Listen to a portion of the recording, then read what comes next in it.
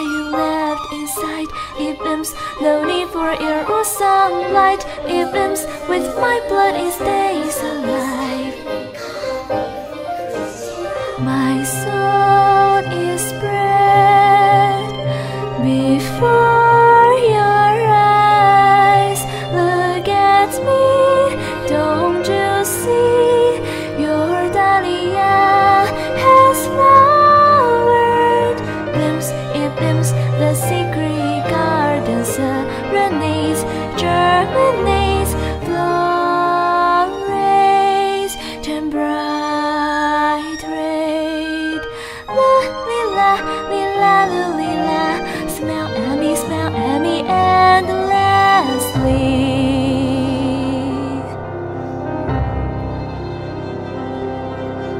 Separate me in half, so a doctor can stitch me back again. Separate me in half, prosper my dear dahlia. Blooms, it blooms, the dahlia blooms. It blooms, it blooms, the dahlia withers and droops. It blooms and blooms forever. It blooms and dies and blooms silently. It blooms.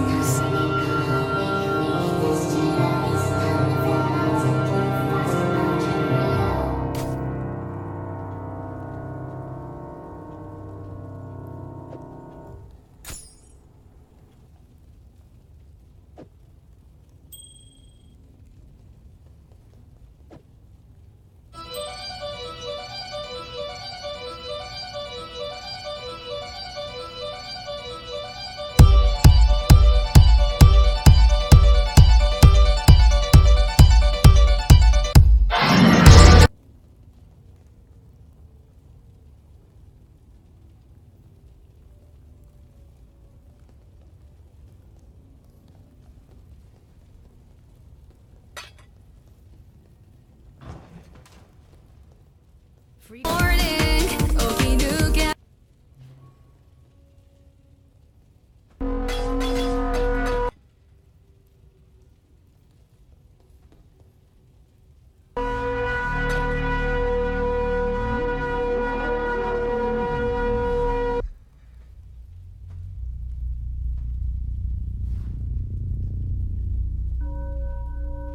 In the depths of a ruin, an oculist discovered a rainbow-colored stone. Is this a petrified human eye? It was the most beautiful eye he had ever seen, and it seemed as if to stare back into his eyes. I shall make it my life's work to surpass this beauty.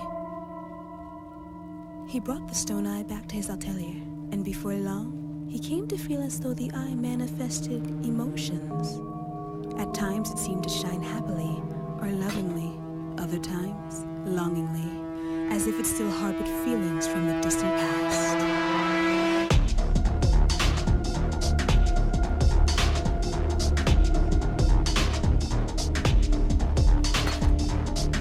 The oculist tried to copy it and create an artificial eye, but it's still not enough. Even though I've sacrificed my body and soul for this work. He began to feel overwhelmed by various emotions. Love, nostalgia, loneliness, anger, hate, heartbreak. A rush of emotions that had broken her heart. And then he noticed, reflected in a mirror, his own eye too gleamed with the colors of the rainbow. Every time I sleep in its white room, seems like I have a bad dream. When I open up my eyes, I can recall, but it was colorful. Every day at the end of the day, I feel like I'm all dried up. I know that it's bad dream inside of me, but I want it now. It's too late, I've already tasted this remedy.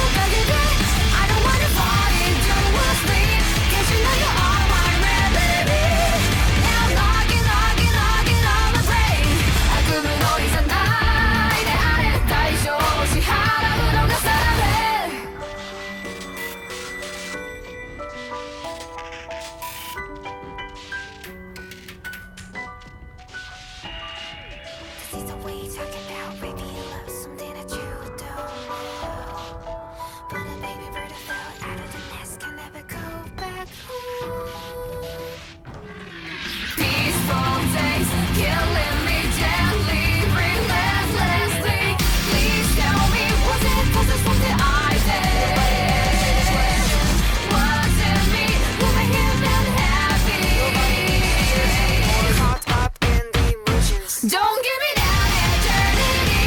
If it is all I can believe. 時を刻み胸にはぬかたり I don't wanna fall into a sleep. 'Cause you know you are my remedy. Now knocking, knocking, knocking on my brain. 奪われるものも今移り合いで天秤が測る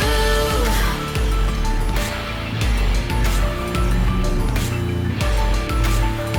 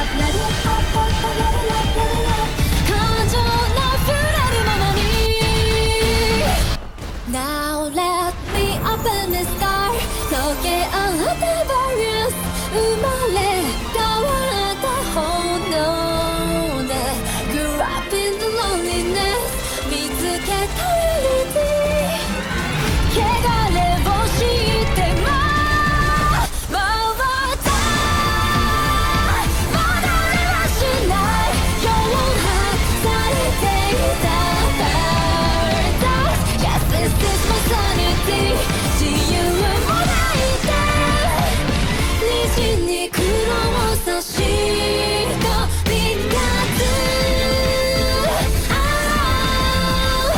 今すぐに探して勝利の音色反転したコントラストを飛び出して知った世界がパラドクスの楽園のよ手を伸ばすキンキの渦黒を差した虹を暴け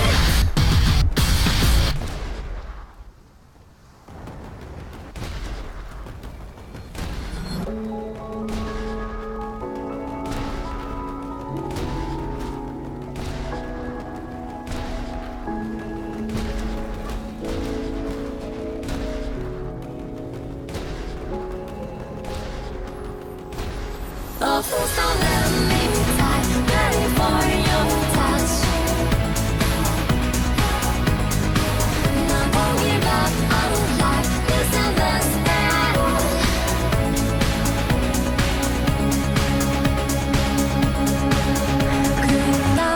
時計刻み命こぼれてく記憶の砂芽生えた思いまでね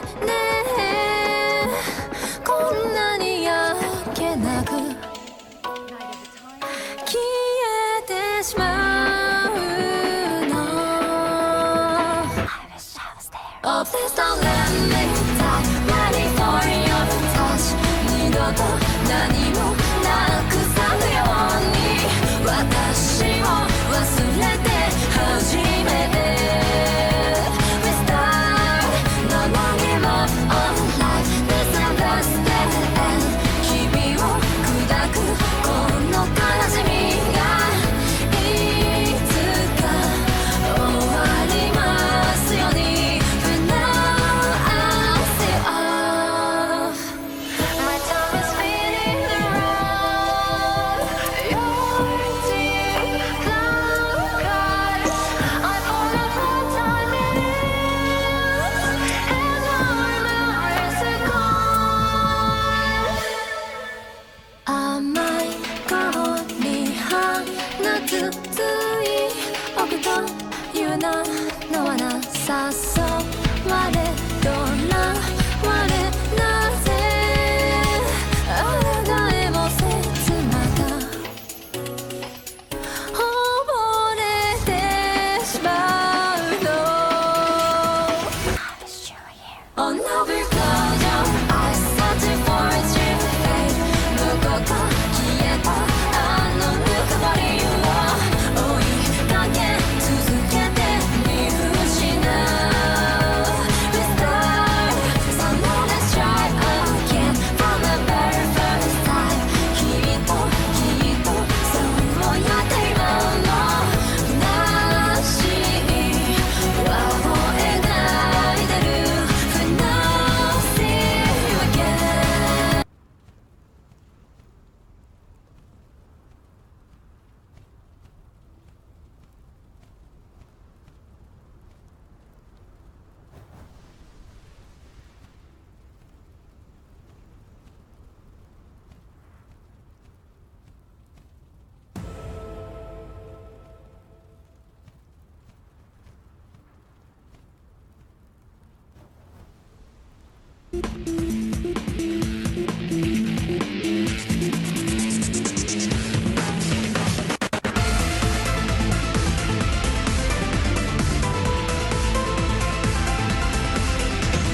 ここに生きるそのわけもこの場所で出会うすべてもたとえ違う世界でもどこにいてもこの想いは揺るがない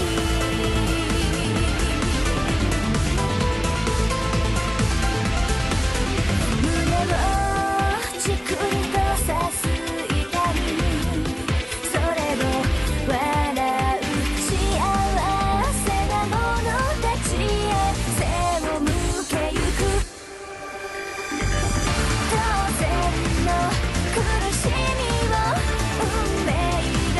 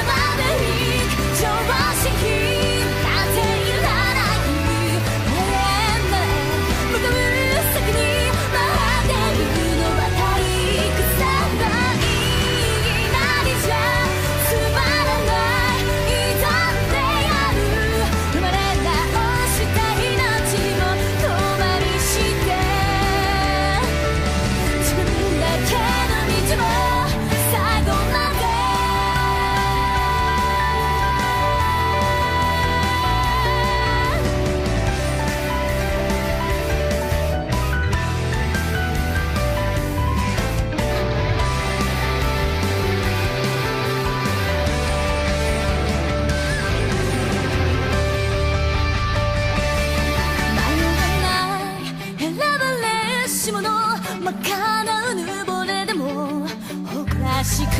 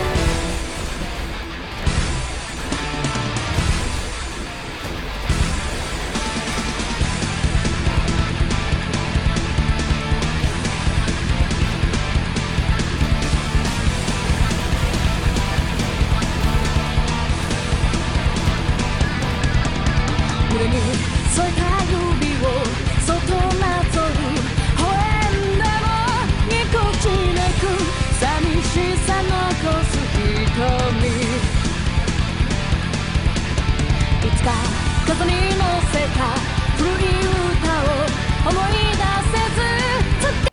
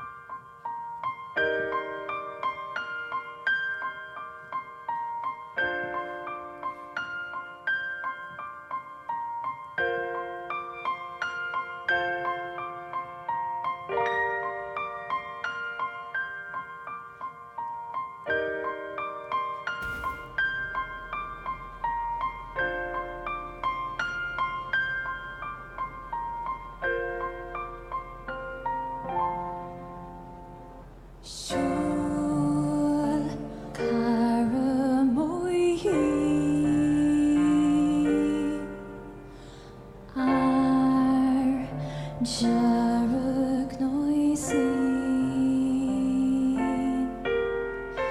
Dan gelegt al voor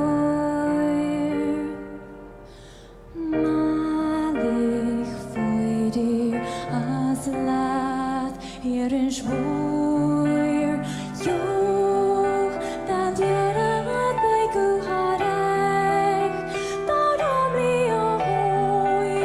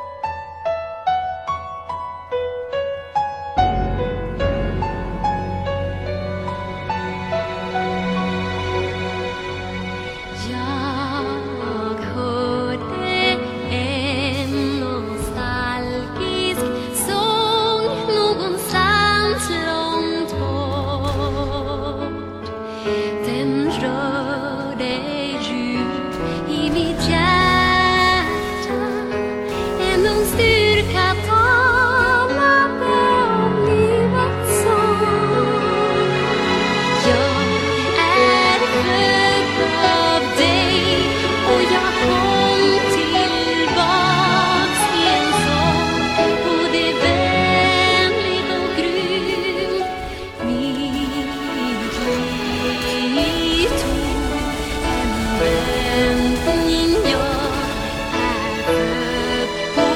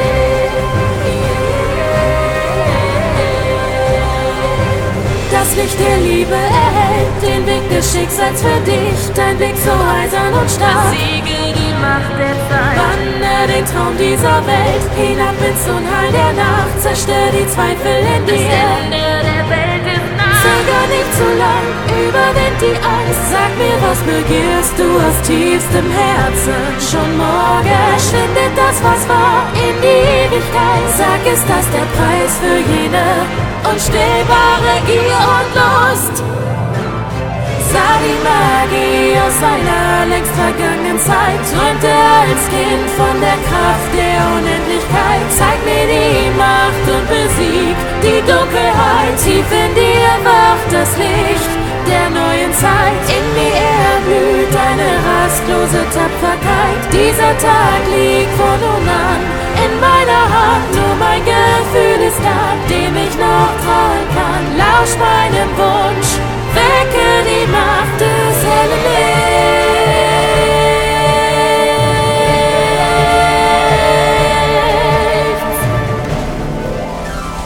Schon bald wünschst du sie her, die Kraft, die alles zerstört. Errettest das, was du liebst. Wille in dir ist stark. In der Nacht drang die Macht der Liebe tief in dein Herz. Er schuf ein neues Gefühl. Bitte so fremd und wahr. Sag, ist das der Weg, den ich gehen muss? Auch wenn es bedeutet, mein Herz wird brechen. Ein Zauber wütet gegen das, was ich nicht ertrag. Gegen all die Angst und das Leid, das vor meinem Antlitz liegt. Träume den Traum der Erinnerung tief in dir. Morgen schon wird jene schlaflose Nacht zum Tag. Schreite voran auf dem Weg, der zu dir führt. Ein Wunder wird geschehen, wenn wir uns sehen. In meiner Hand ruht die Kraft einer neuen Welt. Blütenstaub schuf dieses Schwert der Ewigkeit. Nur mein Gefühl allein überlebt all das Sein. Lausch meinem Wunsch, wecke die Macht in meinem Herz.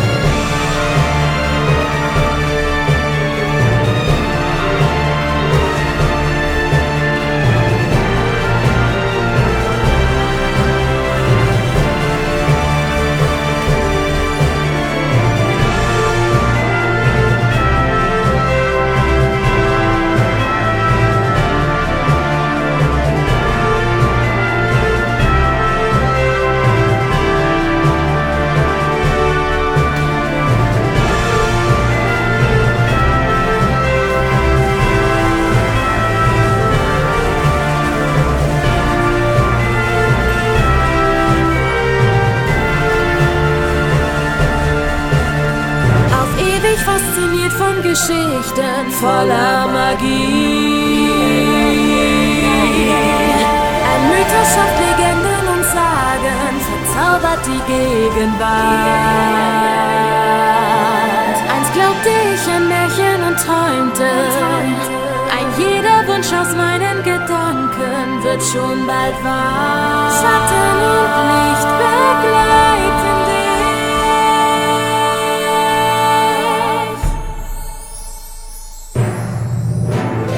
Zarte Magie aus einer längst vergangenen Zeit. Er blüht ganz leis durch die Macht der Unendlichkeit. Flüstert dir Zauber ins Ohr und du begreifst, nur du allein hast die Kraft für alle Zeit. Lebe den Traum einer Nacht in Ewigkeit. Ich bleibe für immer dein und wünsche mir nur ein Gefühl allein. Überlebt all das Sein. Lausch meinem Wunsch, wecke das Leben in der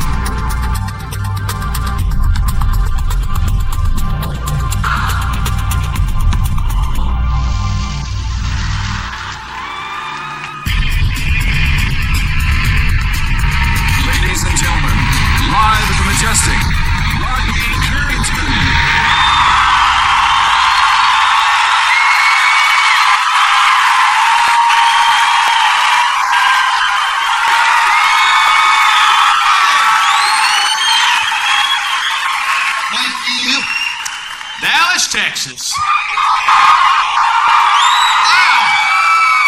God, it's so good to be here. I had a great day today. I got up this morning to play golf. Hooked up with three guys that I didn't know, and I got on the first tee, and I was the first one to tee off, and just right down there, you know. I turned to one of them, I said, "Is that a good place to be?" And the guy says, "No, if you need to take a shit, it is." And I had to, so it worked out real good. Of course, I played the next 17 holes without any socks on, but I didn't have a golf towel.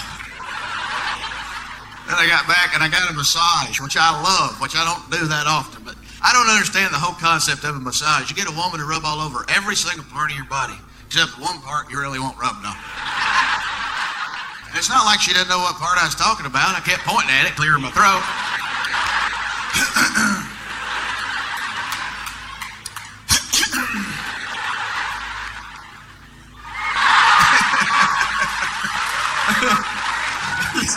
She just left. Oh my God. We did a television show for 2 years on ABC. It was called Rodney. Did you see that?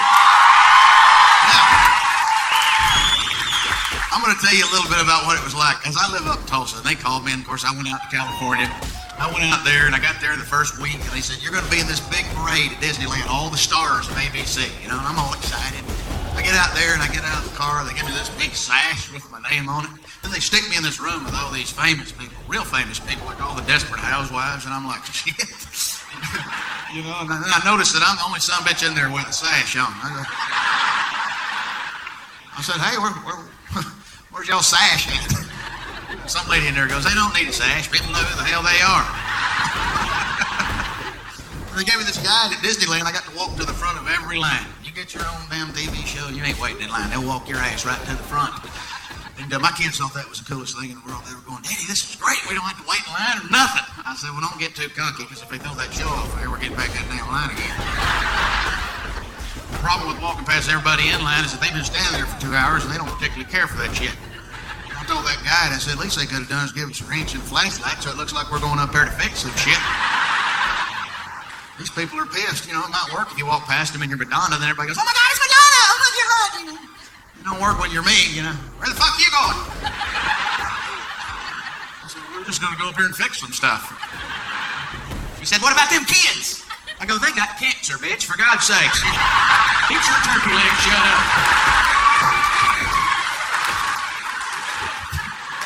My wife had never been out there, and she came out, and she wanted to go shopping in Beverly Hills because she'd seen it on the Travel Channel.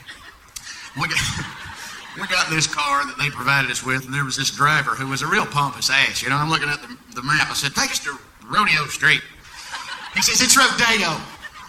I said, whatever, asshole, Leo, let's just go. We got down there, and I bought her a shoe because I couldn't afford the other one. They don't fuck around on Rodeo Street. We went in that Ralph Lauren shop. He's awful proud of his shit, isn't he? He had a sweater in there for $600. You can get a sweater at Walmart for $13. Had a sweater for $600. I asked this Spanish fella, I said, how come this sweater's $600? He said, it's cashmere. Some bitch jumped toward me like that, and I thought he's gonna fuck me. I did. But he didn't. He didn't. So it might be cashmere, but the price is bullshit. That scared him because he thought I was gonna fuck him, but I didn't. Now we went to this restaurant out there to eat, this real fancy place, and I think that's the name of it, real fancy place. And we went in, and I couldn't read the menu because it's written in some sort of foreign language. And I asked the waiter, I said, I can't read this shit. What do you recommend? And he says, the fish balls. Now, fish balls at this place are apparently like a hush puppy with fish in it. But when he first said it, I was thinking what you were thinking. Fish balls? I'm going to have to eat a million of those to get full. You ever seen the balls on a fish? They're tiny. You better bring me a whole bunch of them damn things. He just rolled his eyes and walked away. I said, throw in a chicken neck while you're at it. Chicken neck and fish balls on a bed of lettuce. Bring some ketchup. You can make anything taste good with ketchup. They got some weird shit out there. We went in this bar one night, me and my buddy Nick, and there was a fella in there, and he was gay, and I knew he was because he's wearing a T-shirt and said he was. Which I appreciate because you could spot him. There he is right there. And that cut out a lot of bullshit if we all had a T-shirt, said what we liked on there. I mean, if I had a T-shirt with a big puss, he could see that, and I could say, see, I like that, you like this, and this just ain't gonna work. You just keep on walking. See? So we got back in this back room, me and this guy, Nick, we were playing pool, and Nick left me there. We had one of them uncomfortable moments where you laugh and shut up and then lock eyes, but he locked a little too long, you know. He's like,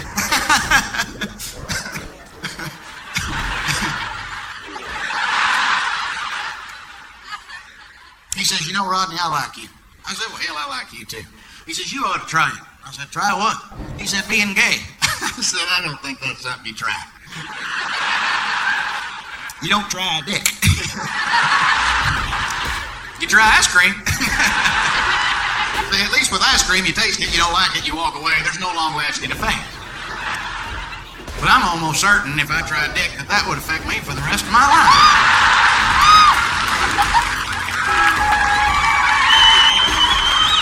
I don't think I'd ever have fun ever again.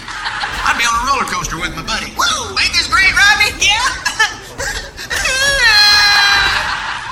I should have never tried that dick. Maybe you should have put ketchup on it.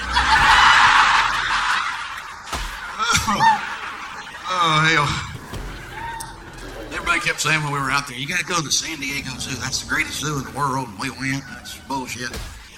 Too much walking. The animals are too goddamn far apart. I told my wife, I said, I need to make it more exciting. You take a Slim Jim, stick it in the ass of a death row inmate, have him run through that lion cage without getting bit. See if he can make it. I'd enjoy the shit out of that.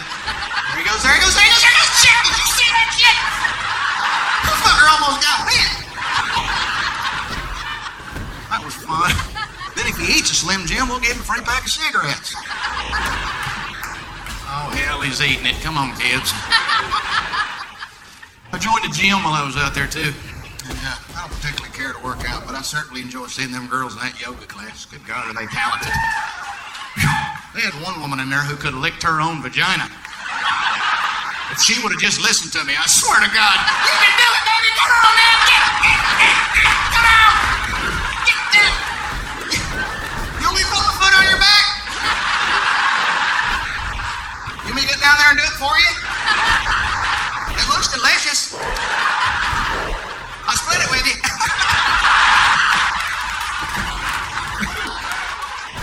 Oh, well. And they got this guy that trains everybody to box, and his name's Roy. And Roy's a big son of a bitch. He's like 6'2", like me, you know. And he said to me, he says, Rodney, you ever think about boxing? You thick, boy. You look like you whoop hell out of somebody. I said, Roy, I've never lost a fight in my life. Because I'm quick. Gone. Feel like some shit's about to happen, and where's Rodney? He must be hiding. Or I just take my pants off because nobody wants to fight a naked guy. Oh, you want some?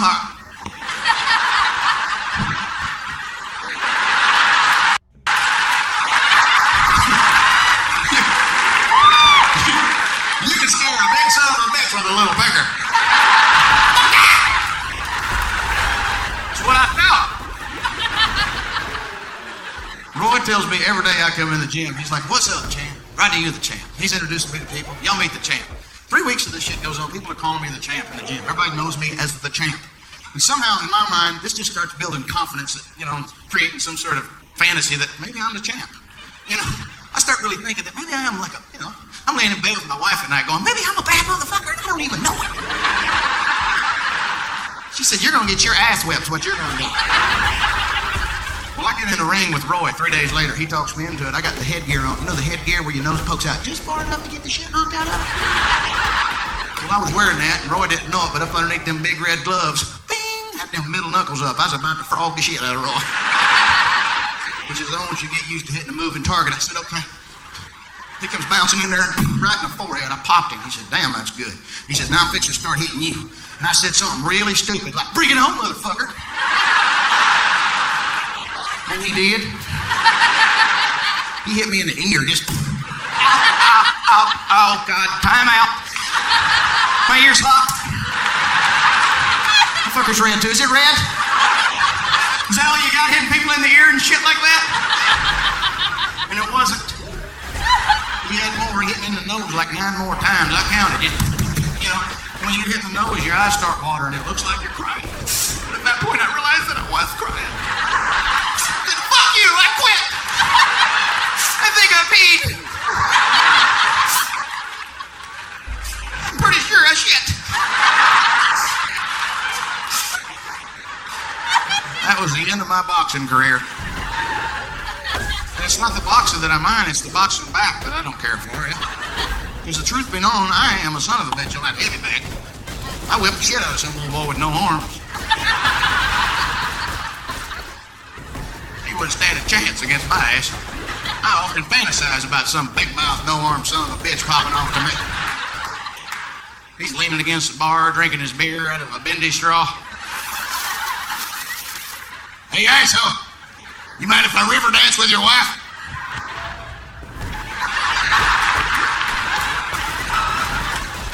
That's the only kind of dancing you can do when you ain't got no arms. That and that's the hokey pokey, I guess. Put your left arm, sorry. Put your right arm, sorry. Why don't you just sit down until we do the bunny hop? I bought my kids all boxing gear for Christmas because they'd seen all my gear from back in the day. And Christmas morning, they were all decked out. They were going to get a chance to fight Daddy, My wife was on the couch with a robe on, drinking hot chocolate with the video camera, and the Christmas tree was all lit up pretty. My dog Poopy was over by the fire, There's Christmas music playing. Away in a manger, no crib for a baby. Real nice fighting music. And George was first. He's 7. He's tiny. He comes up to me and goes, all right, Daddy, here we go. And he starts hitting me, and I'm laughing. He's laughing. I said, dadgum, George, you tough, boy. You hurt Daddy, And he's laughing, and here comes Sam, and he's 10. He don't even give me a chance. He just starts hitting me. I said, dadgum it, Sam, give me a chance here. He's laughing and giggling, and here comes Zach, and he's 12, and he's, I felt like that. I wanted to be fair, so I stayed on my knees. I said, all right, Zach, here we go. What the fuck?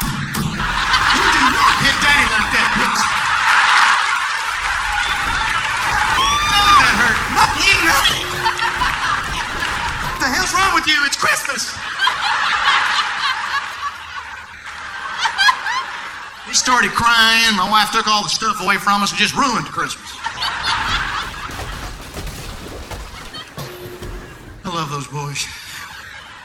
I love my wife. She loves that video camera. We got every vacation documented, you know. Everywhere we go, I'm like, put that down. Come over here with us, you know.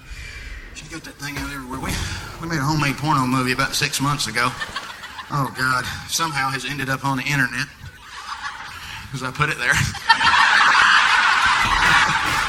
You're welcome. You ever seen yourself naked on a home video camera? Oh. What the hell is that, a mole? That's a tick. I thought it was a mole. It's a fucking tick. I had the camera too close. My wife's ass looked like a big boneless ham with a tiny little bone trying to make its way back up in there real fast. That was me. That's when you're concentrating, so when you got your tongue out. When you're really getting after it, it's when them top teeth cover up that bottom lip. You'll fall down if you ain't wearing cleats. And I don't have cleats, I was wearing my golf shoes. I had the video camera seriously set up on the dresser, and I had it zoomed all the way in, because I'm a dumbass. And when I went to watch it back, the only thing you could see was the bottom of my foot tightening up, you know. Because you know when you're trying to get in there deep, you're like, that's a lot. That's a lot. That's a lot. That's a lot. Do you like that shit, baby? That's a lot, isn't it? You want a little more? All right. Lot. And you could just see my foot flexing in the camera like that. And you could hear me in the background going, lot. Fuck, cramp. And it just wiggled out of the frame. And you heard me fart. You can't fart in a porno movie. You fart in a porno movie, it goes from porno movie to comedy movie. You fart more than once and it just turns into a documentary, and you don't want that. I know porno. I'm on the road a lot. I watch a lot of it. Well, not a lot of it. 2 or 3 minutes of it. I need something for guys like me. $2.99. I don't need the whole $12.99. Hell, I never get to the second scene. It's always better. Fuck, I should have waited. She's got bigger titties. Shit, there's twins. I'm stupid. You remember when we discovered masturbation, fellas? You remember? We didn't get shit done that week, did we? That was all we wanted to do. This feels great. How come nobody told me about this? We were always made to feel guilty. My daddy'd always say, don't be pulling on your pecker. You yank that son of a bitch off, end up like your sister. You know she used to be your brother. Y'all get in here and eat. And there ain't no reason we should feel guilty. If God didn't want us to do it, he'd have made our arms shorter. I think that's why the Tyrannosaurus Rex was such an angry creature.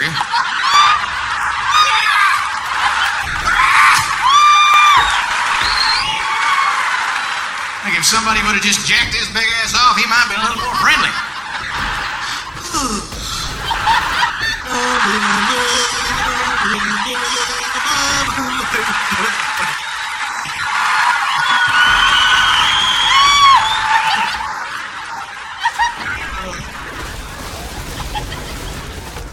The only reason we jack off anymore is because it's just too tiresome getting anybody to have sex with us.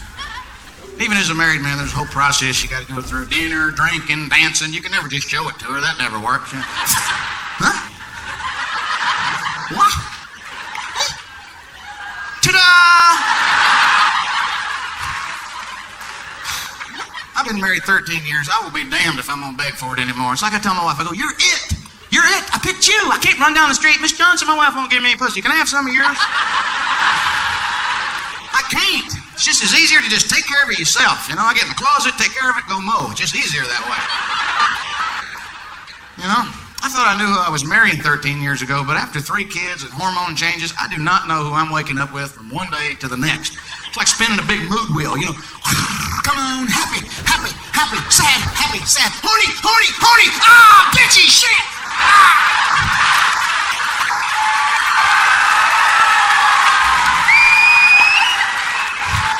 I don't want bitchy. Horny's the tiniest little slit on the wheel. Like the Italy trip on Wheel of Fortune. Nobody ever goes to Italy. I always tell you before you get married, take a good long look at your wife's mother, because that's what she's going to look like and act like. And if that's the case, I am fucked. La la la la la la, I am fucked. I can't stand that woman. We was over to her house for the holidays, and I was going through her medicine cabinet to see what she takes. It makes her so goddamn crazy I couldn't find it. I found these big giant Kotex pads that look like travel pillows. You can pull a sticker off, slap it on the back of your neck, lay down. That's comfortable. I tried it. I told him, I said, if you got this much flow, you don't need a pad. You need stitches. I'm not welcome over there anymore. Turns out it all worked out. Ugh, there's nothing I can do about it now. It's hard to stay married. There's so much temptation in this world nowadays. Did you know there are 2 boobs to every woman on this planet? You know how many boobs that is? A lot. Adam and Eve had it easy. 1 man, 1 woman, 1 set of boobs, and 1 rule. Don't eat the apple. Hell, I could have handled that. Don't eat the apple, Rod. Fine. Anything else? Don't put your wiener in her butt.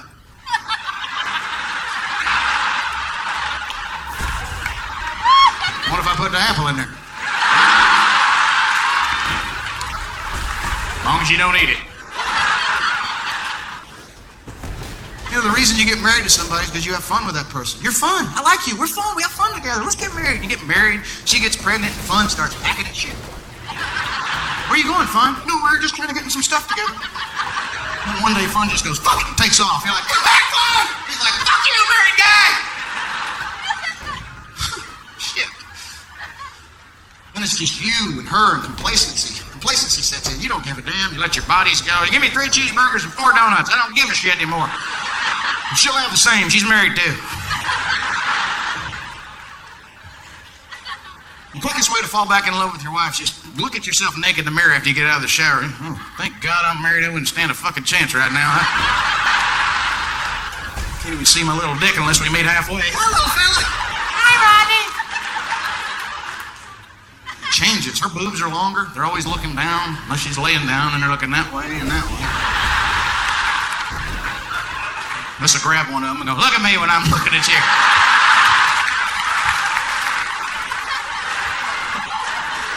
She farts now. She used to never fart. I thought, this woman is perfect. Never farts.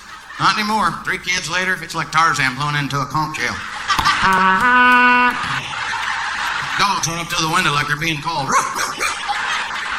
There's a zebra in our backyard. She got in the truck the other night. We left this restaurant and she pooted, and I swear to God, her ass went squirrel. She turned on the radio like nothing happened. I said, I think your ass just said a word. She said, no, goddamn, it said squirrel. I heard it. She got to laugh so hard she pooted again. The kids were in the back bitching. Tell her to stop, Daddy. It stinks back here. I said, I can't help it. Your mom was a farm animal. You just gotta love her. Just like I do. And I do. And we're gonna sing some songs for you tonight. Yeah, buddy. Before we do, though, I would like to bring out my good friend, my piano player. Would you put your hands together for Mr. Bob Hogan? Bob?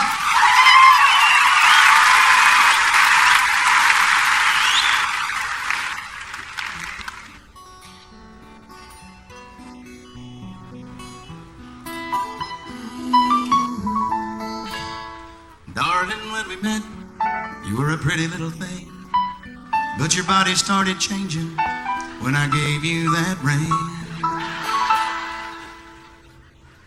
You're supersizing, no exercising, get by working out. A double meat with cheese, another helping, please, baby, that's what you're all about.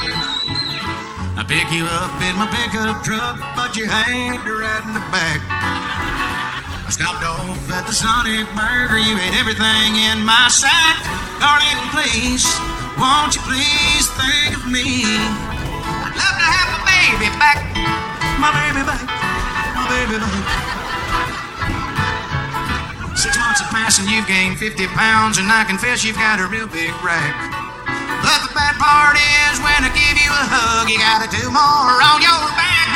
You supersizing, no exercising, Goodbye, working out. Double meat with cheese, another helping, please. Baby, that's what you're all about. I played football with the boys last night. You were all-time quarterback. But none of us could ever tackle you, cause you're built like a lumberjack. Darling, please, won't you please think of me? I'd love to have my baby back, put down the ribs, my baby back, baby come back to me, yeah.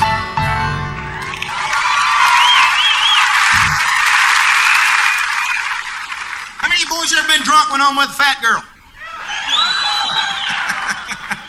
Some of you are out there going, shut up, fucker, she's sitting right next to me.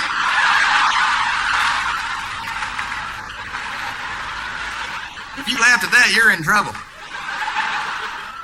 I went home with a fat girl once a bunch of times. And I loved every one of them. I went home with this 43-year-old nurse when I was in college. I was 21.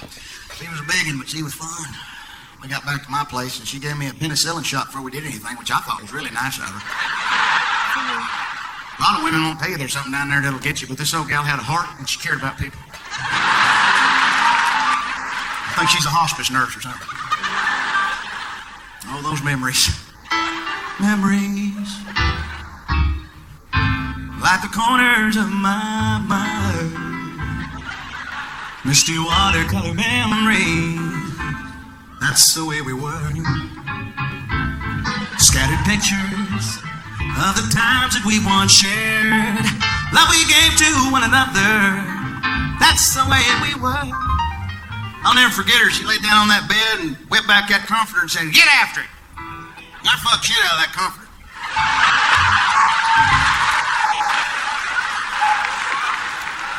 I was so drunk I didn't know what I had a hold of. Then I jumped on top of her and I couldn't touch a mattress with either hand. I had to kind of balance myself up there. And she was patting me on the back like she was burping a baby. And I burped once and I think I pooted twice. She said, you're cute. You're not anywhere near the hole, but you're cute. I said, well, you got too many choices down here, Sally. You give me a minute and I'm going to find me one I like. And I did. Put your clothes back on. I'd rather be alone. You think it's all worn out, now get on home. You've had too many lovers, they want off the hair. There ain't no way I'm going in there. Put your clothes on and get on home. I should have never gone out. Should have never had a drink. Take that thing outside, it's starting to stink. Your friends done told me where you have been, and I feel sorry for all those men. Put your clothes back on, baby, get on home. Yeah, get that thing away from me. It looks like something your dog would eat. I've seen enough, now set me free. I think that thing just barked at me. Early this morning it bit my leg. Oh, little darling, don't you making me beg. I put your clothes back on, get on home. Oh shit, I'm scared. I need medical care. I think 3 midgets just crawled out of there. Well, I was fine before you came. Would you throw something over that pitiful thing? Baby, put your clothes back on and get on home. Yeah, put your clothes on. Get your booty back home. Go on.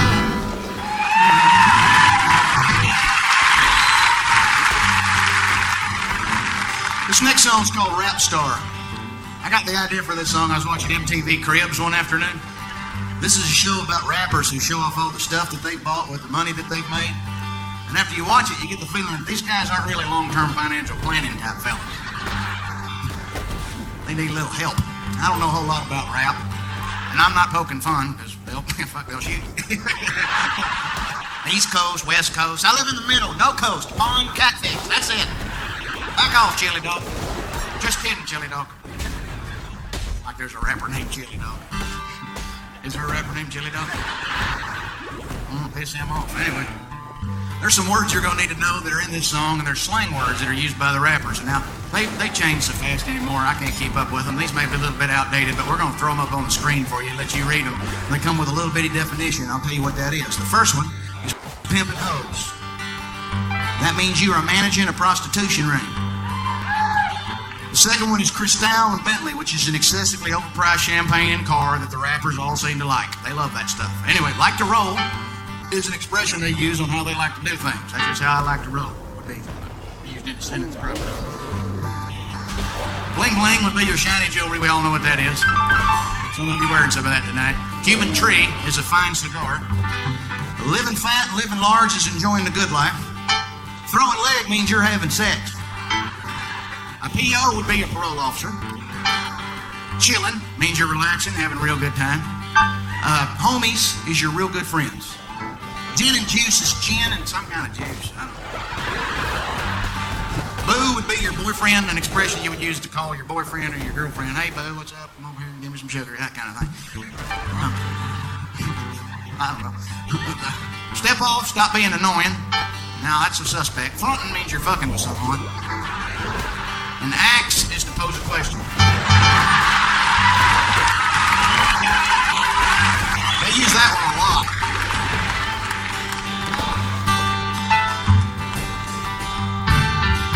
I was born a rapper's son from Atlanta. Pimping hoes when I was 5 years old.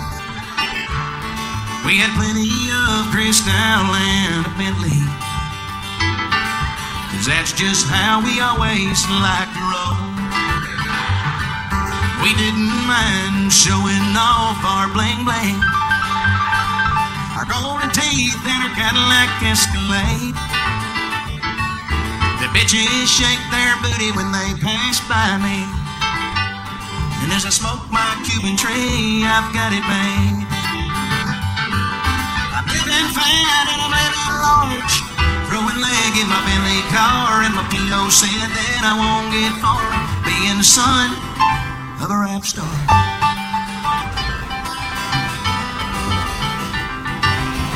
Chilling at the club with my homies,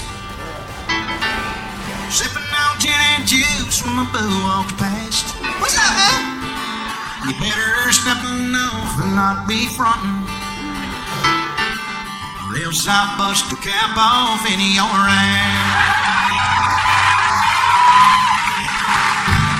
I'm my baby's daddy and his mama. Don't ask me, that's all you need to know. His pajamas are made by Gucci and Versace, 'cause that's just how we always like to roll. I'm living fat and I'm living large, throwing leg in my Bentley car, and my PO said that I won't get far being son of a rap star. Being son of a rap star.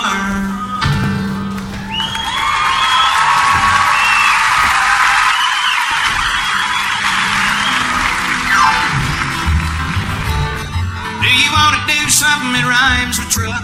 Do you want to do something that rhymes with duck? Do you want to do something that rhymes with my best friend? His name is Chuck. Do you want to do something that rhymes with truck? Do you want to sit on something that rhymes with stick? Do you want to sit on something that rhymes with brick? Do you want to sit on something that rhymes with my old horse? His name is Slick. Do you want to sit on something that rhymes with stick? Oh, if you don't want to, I completely understand.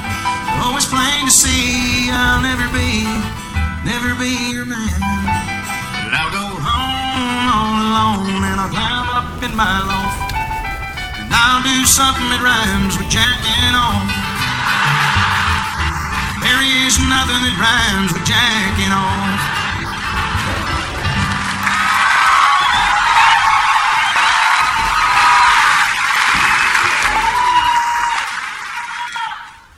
Oh, shit. What'd you say? I love you. I don't know if I love you, but you sound like somebody I could love. Drunk and horny. And I love that. Oh, it seems to me this whole world's gone crazy. There's too much hate and killing going on. But when I see the bare chest of a woman, the worries and my problems are all gone. No one thinks of fighting when they see a topless girl. Maybe if you would show yours too, we could save the world. Show them to me, show them to me. Unclasp your bra and set those puppies free. They look a whole lot better without that sweater, baby. I'm sure you'll agree. Baby, you got two fun bags. God bless you, woman. Show them to me. I don't care if they don't match or one's bigger than the other. You can show me one, and I'll imagine the other. Even if you're really old, there's nothing wrong. Don't be sad, your boobs ain't bad. They're just a little long. Show them to me. Show them to me. Lift up your shirt and let the whole world see. Just this wrong, show your clothes and a happy man I'll be. If you got those chichis, which is Spanish for two titties, and I think we just call two Spanish titties. Show them to me. I've met a lot of them, but never one I've hated. Even if you've had 13 kids and you think they look deflated, there's no such thing as a bad breast. I believe this much is true. If you're a big fat man, I'm a titty fan, and I'd love to see yours too.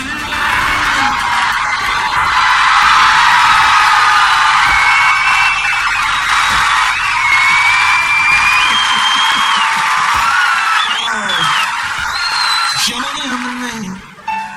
Show them to me. Just like the girls gone wild on TV. Just lean back and show your rack, and I'll be in ecstasy. If you got two casabas, show them to me. Come on, baby, let me see. All the world will live in harmony. It'll do you good and it'll give me what we'll make history. You love your country. I'm gonna say it one more time. I said, if you love your country, Dallas, Texas, do you love your country? Then stand your ass up, show them big old titties to me.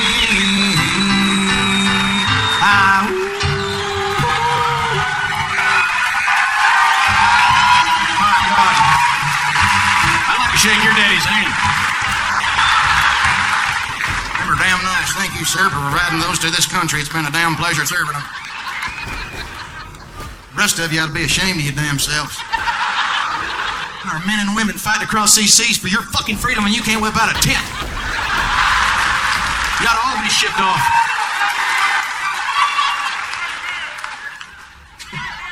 We were in Atlanta, Georgia here a while back. Boy, there are some patriotic women down there, and I'll tell you what. Titties are really important. Titties make you quiet. Titties make you go, shh, there's some titties. You know why? Because all your hunting instincts kick in. Get down, there's some tits. Shut up, fucker, you're going to scare them off. You start assessing the situation. You're like, all right, how can I get close to those? Possibly touch them, maybe lick them. You realize you're in Sears with your family and it's probably not going to happen. Titties and big. I thank God Almighty for titties and bear. Hunting two-legged deer. Thank God I ain't queer. There's one thing that it lacks, and that's titties and beer. Little titties and beer. I said great big titties in my beer. God, I love you, big fat titties.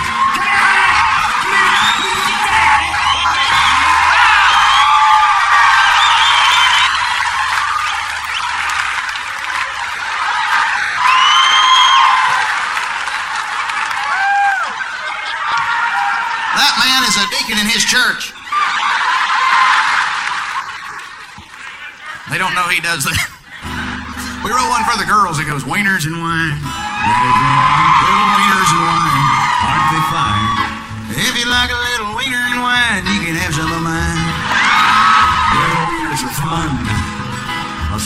into your bun. Bobby. And I'll watch the juice Bobby. run. Bobby. Start to- Bob!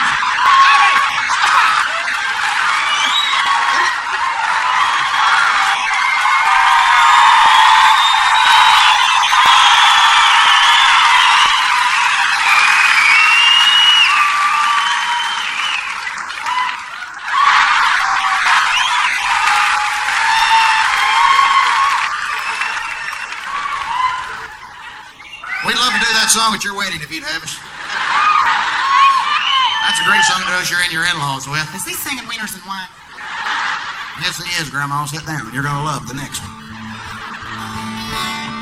Back in 1932, in a sleazy bordello, Grandma worked her fingers to the bone. While others were baking cookies, Grandma was selling the key to lonely men so they wouldn't be alone. They say she was the best lay.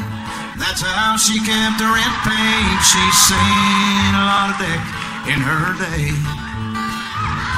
She seen a lot of dick in her day. I said miles and miles of picker have come her way. Yeah, she knew 'em and she blew 'em, and for 50 she'd even screw 'em. Lord, she sang a lot of dick in her day. In her day.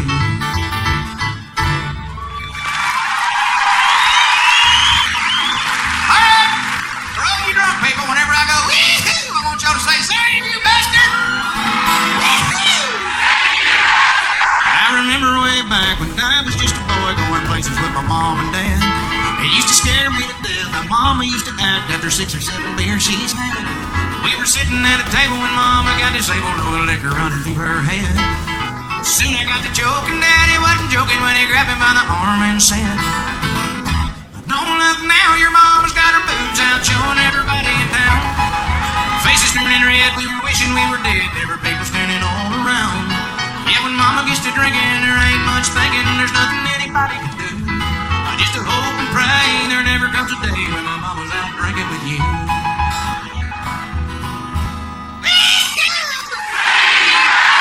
I like my women like I like my chicken with a little bit of fat on the end. Not too much, not too little, just enough to make me grin. Never seen a little woman walking down the street. She ain't my type, I need a little more meat. She's skinny, oh, and not my cup of tea. There's some of you know this song, or some of you don't. The ones that don't are going to look at the ones that do and read their fucking lips, because we're going to learn it or we ain't leaving. All right. First line is, I like my women like I like my chicken with a little bit of fat on the end. We'll make it easy. We'll start with the first word, which is I. God damn, you act like you're being sworn in at a courthouse, would you? Would you sing? You'll do damn near anything, won't you? I'm retarded. Just fucking with you. Here we go.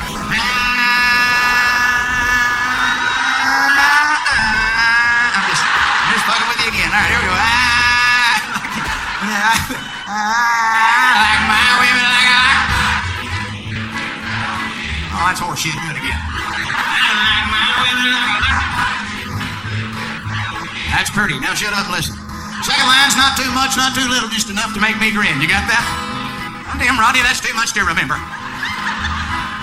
Not too much and not too little, just enough to make me grin. Make me grin.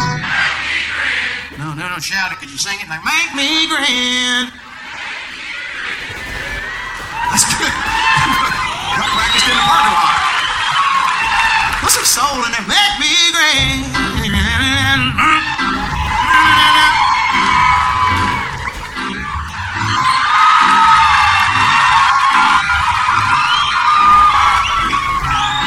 We're gonna learn this chicken song. Yeah, we ain't going home. We're gonna learn this chicken song, baby. We ain't going home. Gonna learn this chicken song, or we just ain't going home. Chicken song, all night long with the chicken song. Let's get it on.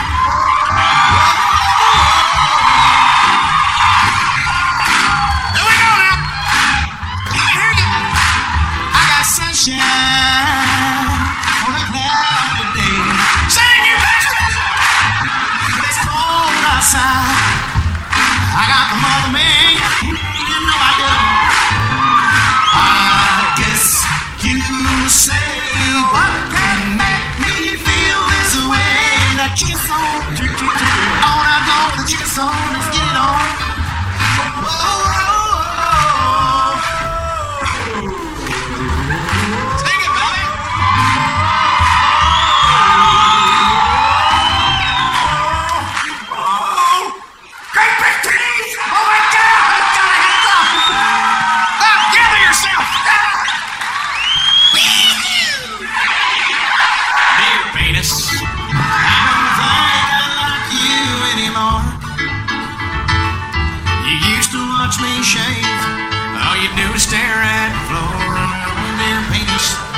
like you anymore. It used to be you and me, a paper towel in a dirty magazine. That's all we needed to get by. Now it seems things have changed. I think you're the one to blame, dear penis. I don't like you anymore. He sings, dear Rodney, I don't think I like you anymore. When you get to drinking, you put me places I've never been before, dear Rodney. I don't like you anymore. Why can't we just get a grip on our man-to-hand relationship? Come to terms with truly how we feel. If we put our heads together, we just stay home forever, dear penis. I think I like you after all. Oh, and Rodney, while you're shaving, shave my ball. Thank you very much for coming out. Good night, everybody. Thank you.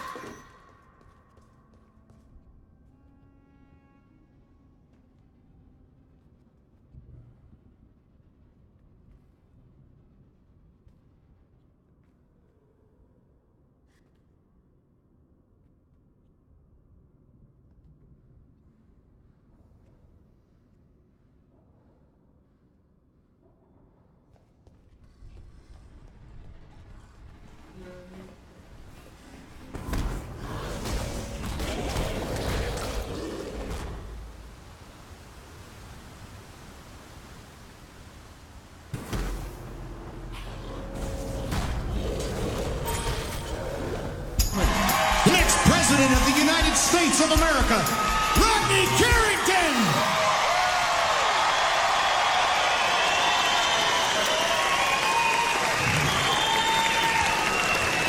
Hello! Welcome! Thanks for clapping.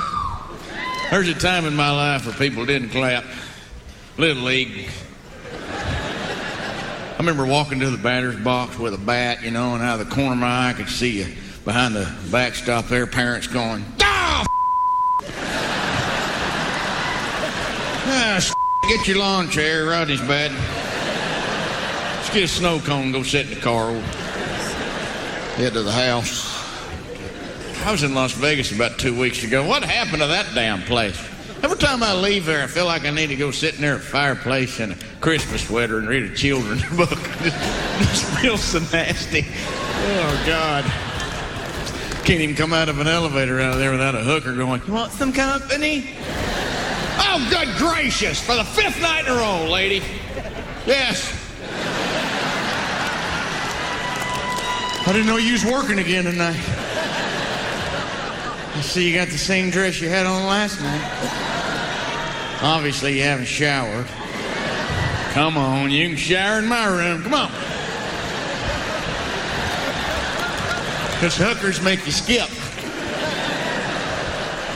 My wife hates that town. My wife goes to church on Sunday and takes the kids. I go when I'm home, but it's difficult, you know. It's been 21 years singing songs about your wiener. It's kind of hard to bounce into church on Sunday and act like everything's okay. Morning. God bless you. That's him right there. Don't sit next to him. You'll burst into flames. That's him. I mean, I'd go to church when I was little. We'd go at Easter. We all go at Easter, otherwise you go to hell. Seriously, my mom would wake us up. Get up, we're going to church. We never go to church. Get your ass out of bed. It's Easter. It's Jesus' birthday. Let's go. Isn't Jesus' birthday in December? That's exactly why we need to go to church. Nobody in this damn house knows when the hell Jesus' birthday is. Do not test me this early, Rodney Scott. I will bust your ass.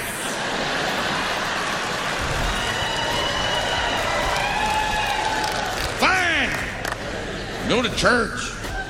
When you ain't been to church in a while, it's like showing up at a karate class and everybody else has a black belt and you're wearing a thong and a pair of flip-flops. You don't fit in for nothing. You know? And isn't it funny how we worry about what people think when we go to church? You know, I'll be getting dressed up. My wife's like, what are you dressing up? Well, hell, I don't want people to think we don't come all the time. Well, we don't go all the time. Well, yeah, hell, but I don't want them thinking that. You know, I can remember being at my aunt's house and just mass chaos. David, get your shirt on. We're going to be late for church. Then we get to church. She's like, oh, my God, good to see you, sister. God bless you. Who are you? And I never felt comfortable, you know. I never felt good enough. I thought, God, I'm not as good as these people. I can't be coming in here every week. Since then, I found out none of them people are worth either. No, well, that's why we all go. And my wife, she says, you going to church with us? I said, no, honey, I'm going to clean out the fence line. It's getting awful hairy out there. Why don't you just take the boys and you can just tell me what he said when you come back, can't you? She went, okay. But I've been married to her for 17 years, and I know when she goes, okay. That does not mean that it is okay. That means you do what you just said you're going to do, and later on this afternoon, there's going to be a pretty heavy ass chewing coming your way. But I pretended like it was a regular okay, and went, okay, good. And then I walked out to the pasture, and I watched her drive away with the kids in the Suburban, and instantly I started feeling guilty. Good God, I should have gone to church and been a good example for the boys, and I'm imagining what's going on up there. Preacher walking up to them, where's your daddy this morning? Mom says he's going to hell. You know, all this going through my head. And ended up catching poison ivy. I mean, I was hugging it and I was chopping it down. It wouldn't have been any worse if I just laid down in it naked. It was on my stomach, my back, it was in the crack of my ass. It's like I found it and pulled my pants down and went, hey, poison ivy, let me sit on it and get in my ass real good like that. I don't know how you get poison ivy in your ass crack that deep, but somehow I managed to make it happen.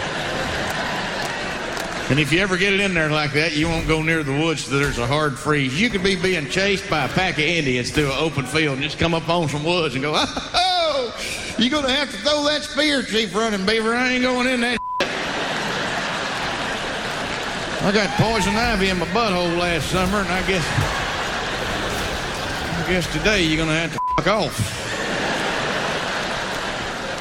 So that evening I was in the bedroom putting cortisone cream all over my body, and I made the mistake of putting a little bit of it down in the crack of my ass. Don't put cortisone cream in the crack of your ass. It's worse than having poison ivy in the crack of your ass. You try to wipe it out, and all you're doing is rubbing it in. It just goes downhill from there.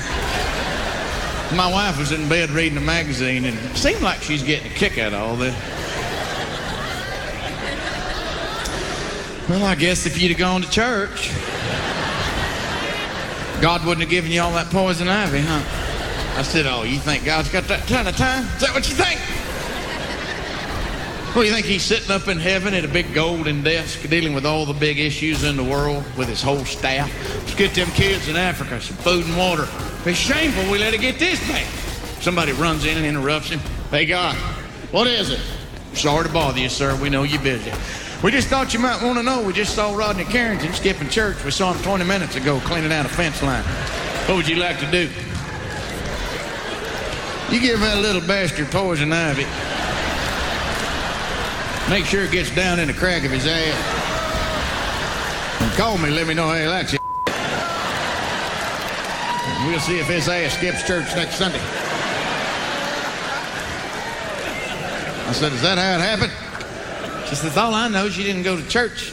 You got poison ivy. I said, well, you go every Sunday and you got hemorrhoids. Now, I can make a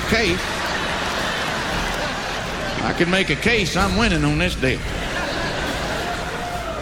She's got them. Well, she's got one I know of. I saw it by accident about a week ago in the shower. Heavens. I had to get a pocket knife and get that out. Come here. Turn around. Bend over. Turn around. Come here. That's how Clint Eastwood used to handle it. We go to this big Christian church. Christianity's a good religion if you're still searching. It's based on love and forgiveness. You can walk out that door and go, God, forgive me, and he will, unless you're Catholic. And then you got to wait till Sunday and go in a closet with a stranger. You know? What are you cheering about? Don't you think that's odd that you need a middleman to talk to God? I mean, how bad have you messed up? Can you tell him so he don't kill me right off the bat? Look, ma'am, just do 15 push-ups. We'll forget it ever happened. I better do 20. There's some stuff I didn't tell you. Oh, hell. There's other religions that aren't that attractive. Radical Islam, you got to blow yourself up in that group. That's too big of a commitment for me. You imagine being in their group and them hollering at your number? 19! Listen, fellas, I'm a little nervous. I might have to before I do this. Stomach's upset. You want me to go in that 7-Eleven, blow myself up and kill all those people? And what if it's a dud and it just blows my arm off and I got to fight all those pissed off people I just got through trying to kill? I'm going to have a difficult time on my hands trying to defend myself with one arm. I'm just asking, have we thought this through?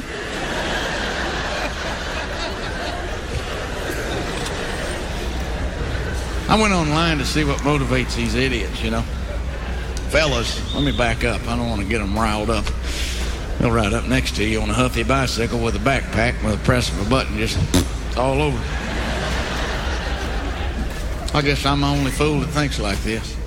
You live in America, some little small town somewhere around here, you walking through the mall, you see a Middle Eastern man with a backpack, you ain't like, what the kids, get over here. Honey, get over here behind this damn trash can. Right there. Get over here and sit down. He's right there. He's walking over here. Quit staring at him. Hi!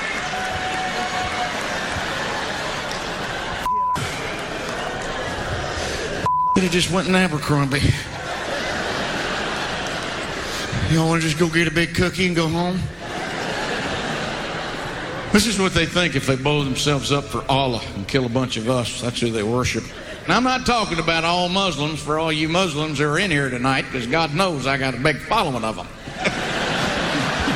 I'm huge in Egypt. Is that where they're from? I'm talking about the ones that are...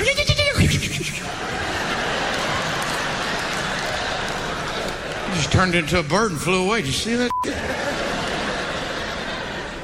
They think if they blow themselves up for Allah and kill a bunch of us simply because we don't agree, which makes no sense, I kill you! And I kill me too! Whatever, dumbass. They think in their afterlife they're promised 72 virgins and a crown. You can get a crown at Burger King where I live. Number 2 combo, they'll hand you one right over the counter. Then I read further, it said a crown of which one stone in this crown's worth more than anything in this world, and there's several stones in this crown. What they're promised is money and girls. What they don't know is if they learn how to play the guitar real good, they could have all that here. Yeah. Because let's think about this for just a second. 72 virgins. Where's the incentive in that? You ever tried to get in a virgin's pants? You can't. You can't. You can't. It's a 12-month courtship. You got to meet her parents, promise to marry her, and even then there's no guarantees, and you got to do it 72 times? That's eternity? Sheesh. That sounds like a lot of work. You promised me one real horny girl really knows what she's doing. I might blow off a little toe with a firecracker.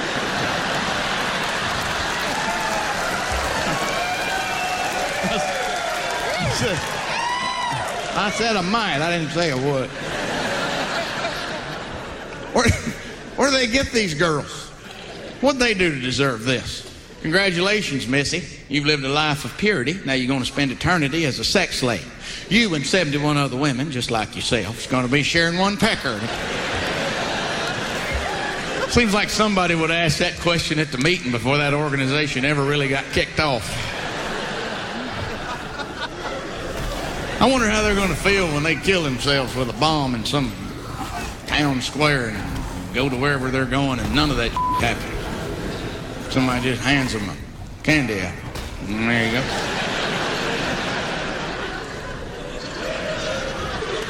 What the is this? That sounded kind of Mexican, didn't it?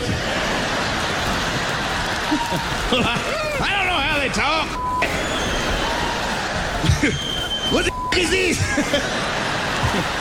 Hold on there, Jose, before you go getting sideways. It's a candy apple, and they're delicious. Of course, that one's been sitting out for about 12 hours. You're going to have a tough time chewing through that son of a bitch. There's a big dragon in the corner in about 30 minutes. He's going to come over here and stick his in your butt. I made that last part up. I don't know if that happened. Sounds appropriate. That'd be a far cry from 72 Virgins and a Crown, wouldn't it? You're like, oh, nobody told me about this. We tried to tell you it was bullshit, dumbass. Dragon and a candy apple. Somebody heard wrong. Not Virgins and a Crown, dragon and a candy apple.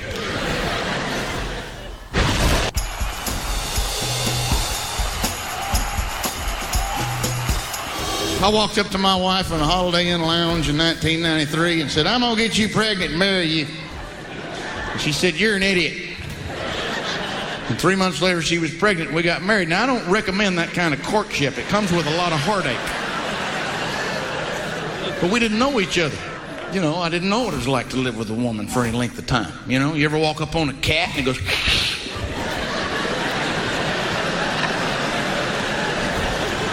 5 to 7 days out of the month, that happens at my house, and we don't have a cat. But I sympathize after 17 years of marriage of watching it. If I had a spot on my body that just bled for no apparent reason, and I had to carry around a wound kit, some gauze pads, and Neosporin, and doctor myself, I might be pissy too. You know? I feel dirty. Sitting in a Chili's trying to order. I'm bleeding. Get me a tea. I'll be back. I wouldn't make it as a woman. It'd take 2 weeks and I'd just sew my shut. Gone. Zero. Be gone. I'd just be a good helper. I could help you load a toolbox or make you some biscuits. But you'd have to cuddle with the dog. Physically, we're not the same. Not after 17 years, but you know what? I didn't plan on that. I didn't think that far ahead. I didn't think we'd change. I didn't know that at some point our relationship would truly be about love and companionship. And it will be someday. Because we're going to get so disgusted to one another, naked, that we're just going to look at each other and go, you want to just get dressed and go eat something? I'll see you at the car.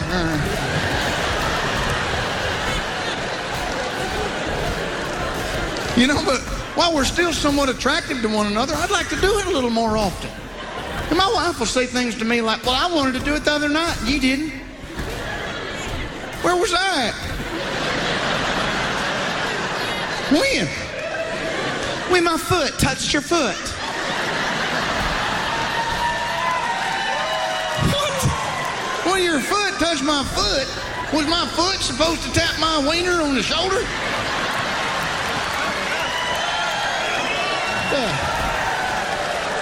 What the hell kind of hint is that?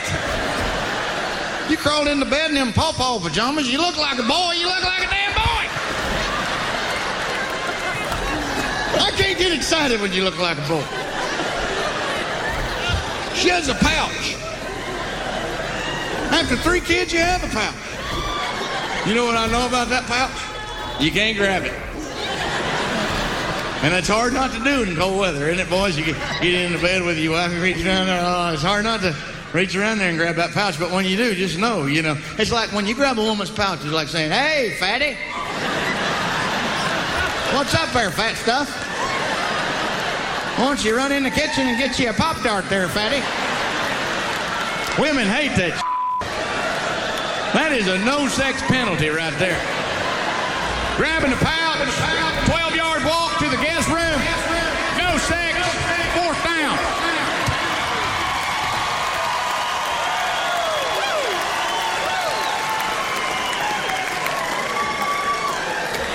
You can't even put your arm above her pouch because her boobs are down there now.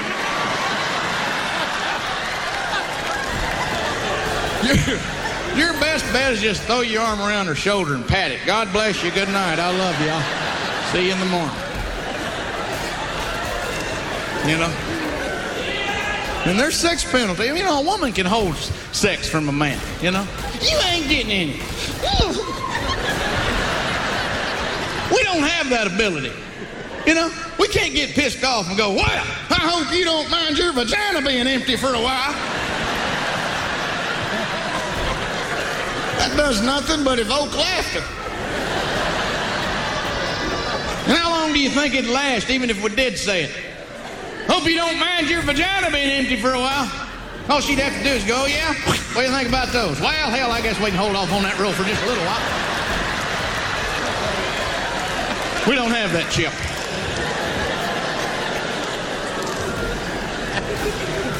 There's got to be compromise in a marriage. You know? There's always temptation. That's going to be with you everywhere. But if you got compromise, you can withstand it. If you don't, you'll run off and just your whole life up. You will. Some people don't know any better, but temptation goes all the way back to when we were kids. Remember when you were little? Mama would take you to the ice cream store and get you a plain cone with 1 scoop of vanilla. Remember how happy you were? I love vanilla. Thanks, Mama.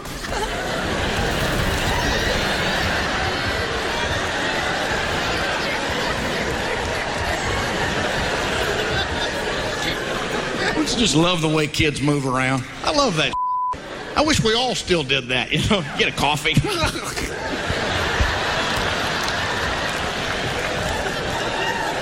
You know, look at my shoes, they made me run fast.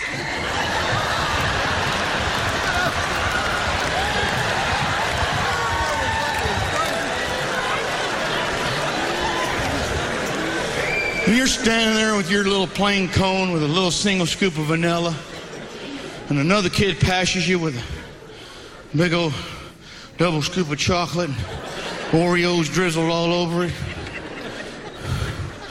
What the hell? I want some of that. And that's like marriage. After a while, you're walking with your little single scoop of vanilla that in the beginning you were real happy with. And another guy passes you with a big old double scoop of chocolate. 2 M&Ms placed perfect. What the hell? I want some of that. And what you don't understand is underneath that double scoop of chocolate's a sour old walnut that'll give you food poisoning. And might put a wart on you, pecker.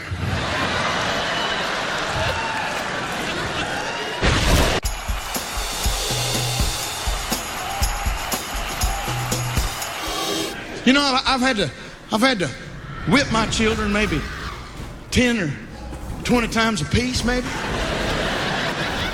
And it's violent. But there's an explanation before and after, which is different from how I was raised. My mother would just holler my name and grab whatever was close and just beat the ever-living out of me. And I just had to figure it out, whatever I was doing just before she did that. I probably shouldn't do that again. I had to learn math. This plus this equals an ass whipping. And I'll give you an example one afternoon when I chose to whip one of my boys. Because it's a decision, you know. You don't ever have to. But I'll give you an example. We got a creek behind our house that's 8 feet deep on any given day, right? And Sam was 9 at the time and George was 7. And they were down in the back and Sam was trying to hold George under the water and drown him and kill him. And that really don't fly with me. You know, if he kills him, I kill him. I go to prison. My wife's stuck with the other two. See how it snowballs if you let it get out of hand? So I hear George out there screaming, "Daddy, help! Sam's trying to..." You know. And I'm in the kitchen, and I walk out, and I hear people, you know, hear them through the window hollering, you know, got the window up, and I walk out there, see what's going on. I holler down the hill, "Sam, stop it! You gonna kill him! Stop that!" "Okay! Okay, Dad!"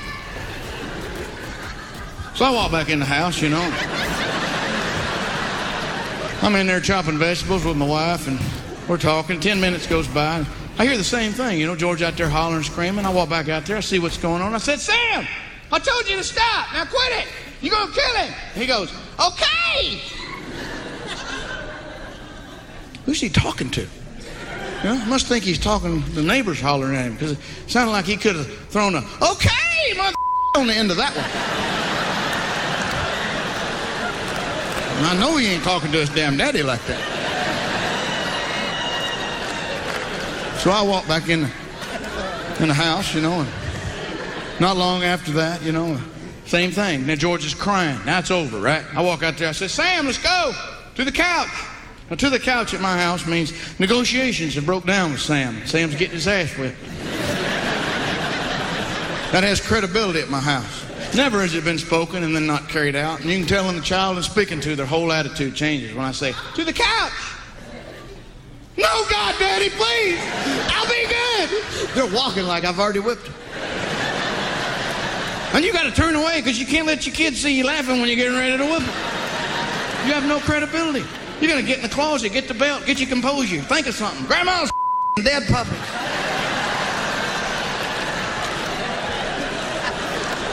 So I walk out there and he's sitting on the couch and he's crying.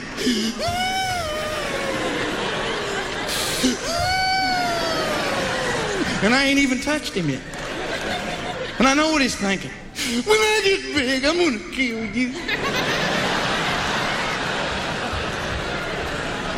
I said, "I told you twice, and you just kept doing it, didn't you? He's smaller than you know that. And you just act like I didn't even say anything, didn't you?" "All right, well, stand up, turn around. Don't be looking at me, because I can't stand this." I get weak, I'll start crying. So I hit him on the butt 3 times with the belt, because 4 times feels like abuse. I don't know why, I just always have. And he's much different now.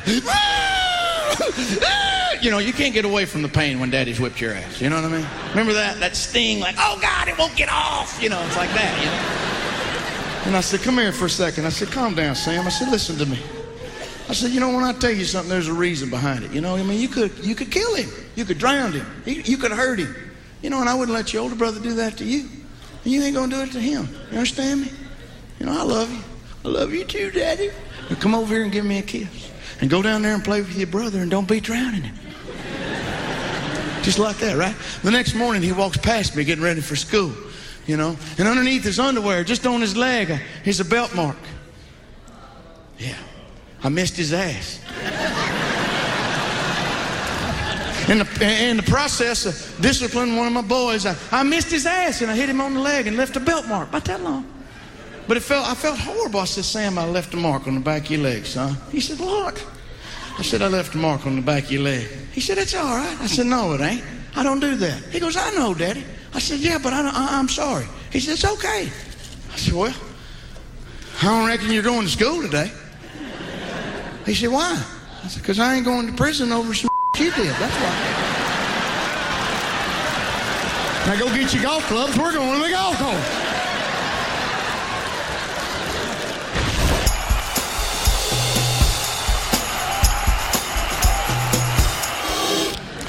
George is 12 now, you know, and he asked me recently to go on a field trip. He said, "Dad, will you be the parent and come be on the field trip with Miss Timko and the rest of us? We're going to the zoo." And I said, "Yeah, I'll go.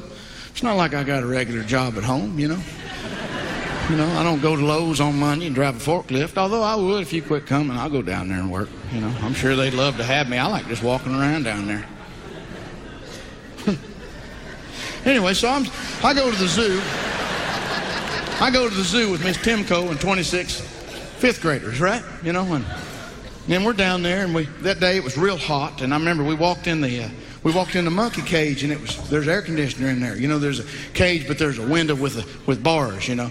And so I sit down on a little seating wall with Miss Timko, and I'm looking in this monkey cage, and there's like 7 monkeys. Big ones. I mean, give you an idea how big they are. If one of them got a hold of me, he could just have his way, you know, with what he could do whatever he wanted.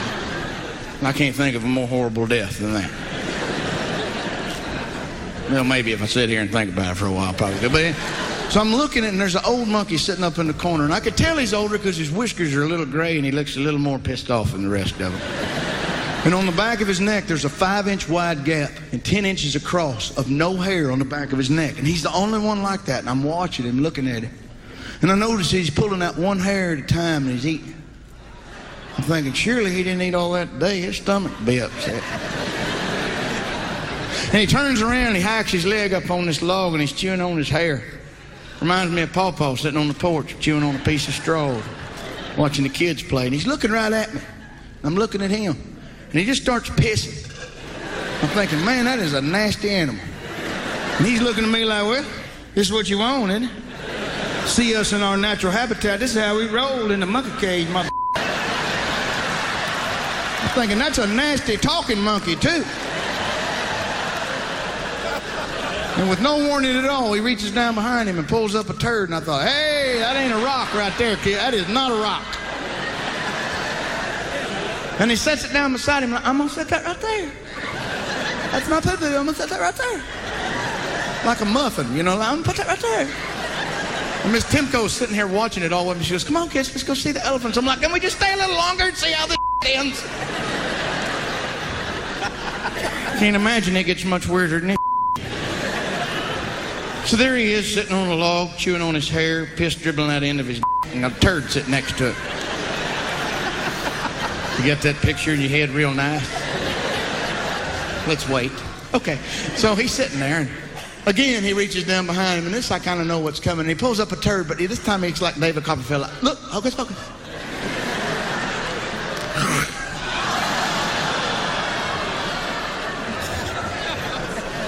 He just ate his own poo-poo.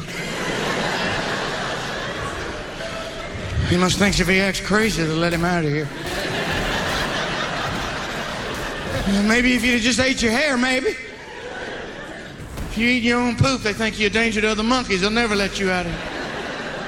And he's looking right at me like, what? He understands me.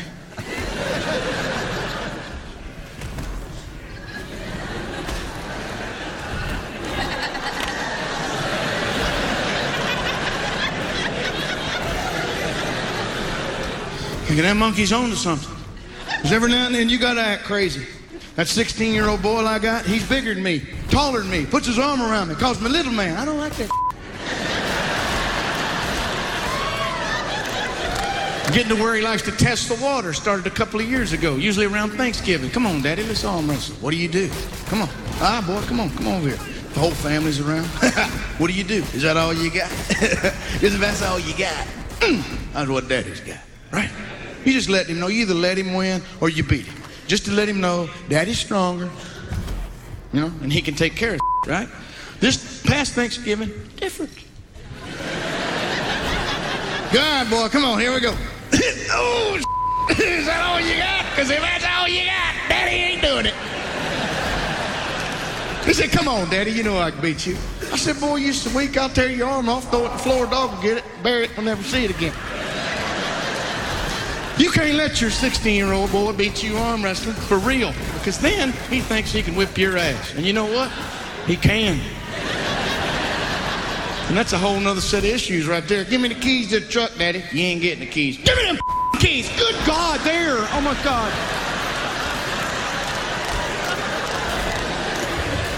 My wife's like, what are you giving the keys for? He's going to whip my ass. What do you want me to do? You can't ever let it get like that. You want these keys, boy? Come get these mother keys. Woo!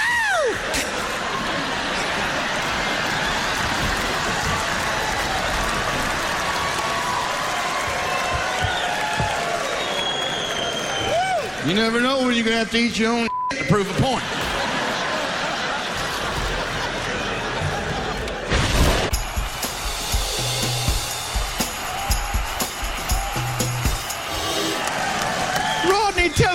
you a daddy? Let me just be clear. When I'm at home with my kids, I don't sit around the breakfast table and say, y'all want to hear a little song about my I don't do that. You know what I mean? But I really love it. I mean, I maul with my children. I love on them. I kiss on them. I kissed my 16-year-old boy on the lips in the mall. We look like a gay couple. I don't care. I don't care. I will tell you, he doesn't like it that much.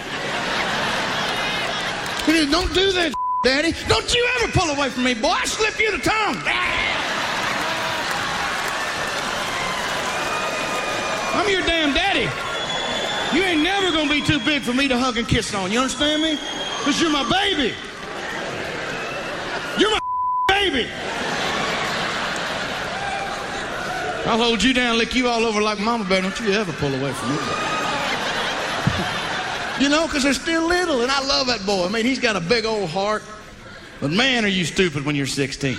Because you're at that age where you're like, I could leave home if I wanted to, but I'm kind of scared and I don't have a job and I don't know where I'd go. He's in the between there, you know. When you talk to him, he discovered girls, and that's it. When you talk to him, he's like, look. It's like his penis is a pirate and it just took over the whole ship. Hey, I'll be leading us from here. Where are we going? Island. Where's Islands? On the middle of the ocean.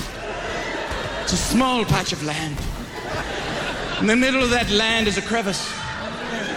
In the middle of that crevice is gold, boy, treasure. If we get to Island and the seas are red, we'll be turning back.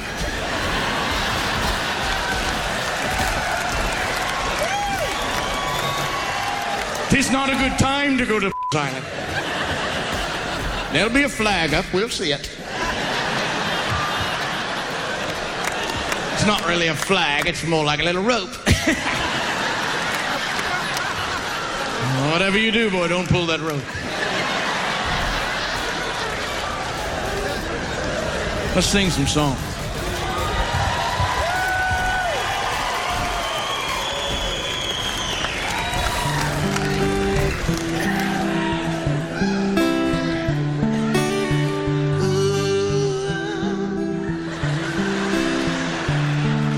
We fell in love and got married back in 1993. People said you had a rocky past, never mattered to me. You say I'm the only one, but there's pictures on our wall of you and your ex-boyfriend kissing at the mall. I'm the only one you ever loved. How come you still talk to him? If I'm the only one you ever loved, how come my baby looks just like Tim?